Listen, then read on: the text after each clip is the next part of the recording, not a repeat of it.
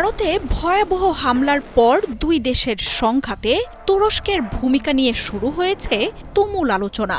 পরমাণু শক্তিধর দুই দেশের এই সংঘাতের কেন্দ্রে এখন ড্রোন। সবচেয়ে অবাক করা ব্যাপার হচ্ছে বাইরাক্তার TB2 নয়, তুরস্কের আরেকটি নতুন ড্রোন উঠে এসেছে আলোচনার কেন্দ্রে, যেটি পাকিস্তান ব্যবহার করছে বলে দাবি ভারতের। গেল কয়েক দিন ধরেই ভারত পাকিস্তান পাল্টাপাল্টি ড্রোন হামলার দাবি তুলছে। আর পাকিস্তানের এই অবিশ্বাস্য ড্রোন শক্তির নেপথ্য খেলোয়াড় যে রিসেপ তাইয়েপ এরদোয়ান তা নিশ্চিত করেছে ভারত। সামরিক ও বেসামরিক স্থাপনাগুলোতে আঘাত হানতে তুরস্কের তৈরি ৩০০ থেকে ৪০০ ড্রোন ব্যবহার করেছে শাহবাজ শরীফের দেশটি, এমনটাই দাবি করছে ভারত। তবে হাতে থাকা বাইরাক্তার নয়, তুরস্কের আরেক ড্রোন অ্যাজিজগার্ড সোনগারের সাহায্যে ভারত জুড়ে বিধ্বংসী হামলা চালাচ্ছে পাকিস্তান।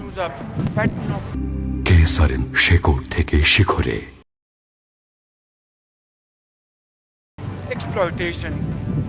ভারত পাকিস্তান সংঘাতে যে তুরস্কেরও যোগ রয়েছে সেটা নিশ্চিত করেছে মোদির সরকার।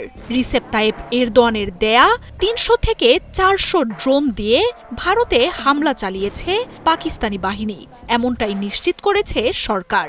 ভারতের আকাশসীমা লঙ্ঘন করে লাদাখ থেকে শুরু করে গুজরাটের অন্তত ৩৬টি স্থানে হামলা চালানো হয়। ড্রোন প্রতিরক্ষা ও জ্যামারের মাধ্যমে বেশিরভাগ ড্রোনই অকার্যকর করার কথাও জানিয়েছে ভারতীয় বাহিনী। ড্রোনের ধ্বংসাবশেষ থেকে এসব অস্ত্রকে তুরস্কের নির্মিত অ্যাজিজগার্ড সোনগার বলে জানাচ্ছে নরেন্দ্র মোদীর দেশটি।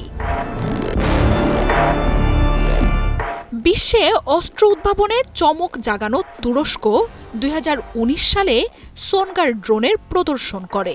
বর্তমান বিশ্বের ড্রোনের বাজারের ৬৫% দেশটির দখলে।